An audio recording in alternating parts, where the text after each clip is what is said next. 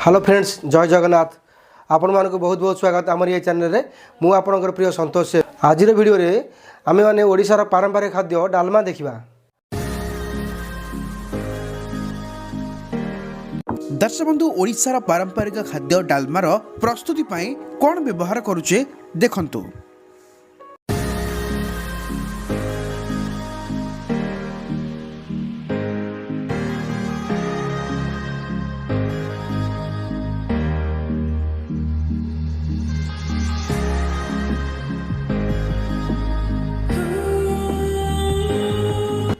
दर्शक बंधु, मोटामोटी भाव में आम एतिक जिनस व्यवहार करवा जहाँकि डालमा तैयारी करने।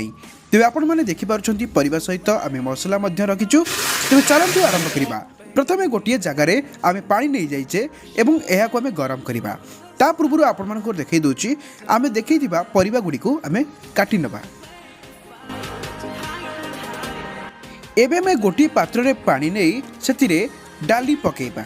आमे जो परिमाण रे लोक खाइबे से अनुसार डाली नहींचे ताकू धोईकी आमे रखिले गैस उपरे। गैस लगेचे। एबे लुण आम स्वाद अनुसार पकेइले एवं हलदी 2 चामच पकेइले। या परे आमे गैस को लगेई देले।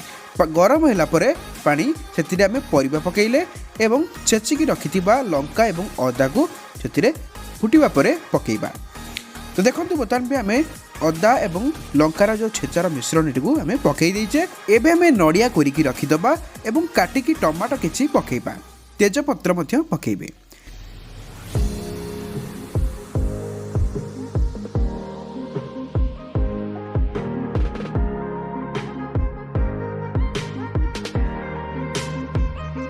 नड़िया कोरिकी रखिबा। या परे आमे धनिया पत्र को काटिकी छोट छोट करी रखिबा जहाँकि शेष में पकेइबा। एबे आमे नाड़ी पकेइबा। डालमा रे नाड़ी जेतिकी आवश्यक रहउची आमे सेतिकी परिमाण रे पकेइबा।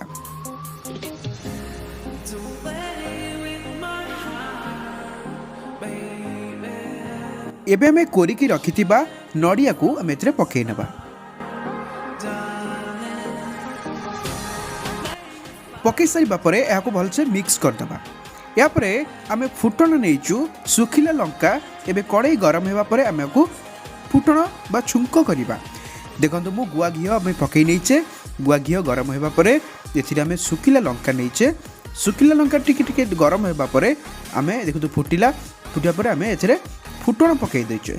फुटण सब पकईला फुटण टी फुटा पर आम कौन करवा ना डालमा मसलाटी जो रखीचे ये मसलाटी को ए पकईबा। देखो डालमा मसला पकई देछि।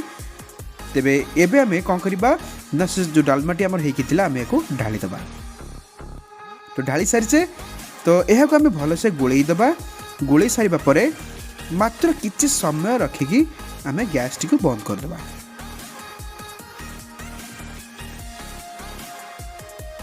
एबे आमे काटी रखिथिबा धनिया पत्र को भल से गार्निशिंग करबा। तो साइज की पकई दबा। एबे देखो मुझे जिते आमर धनिया कटा होता आम ताको सब छिंचिकी पकई देचे एवं किछ समय पर देखो डालमा पाउडर टी आम टिके ऊपर छिंचिदबा।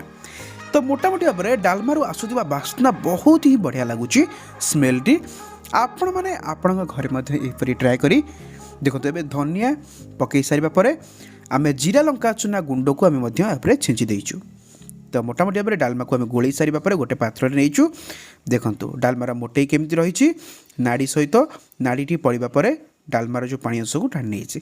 तो ये यार स्वाद देखा केमी एवं बढ़िया तो स्मेल हो बढ़िया लगुच। एवं आम पूरी सहित यह खाइबा डालमा को मस्त लगे।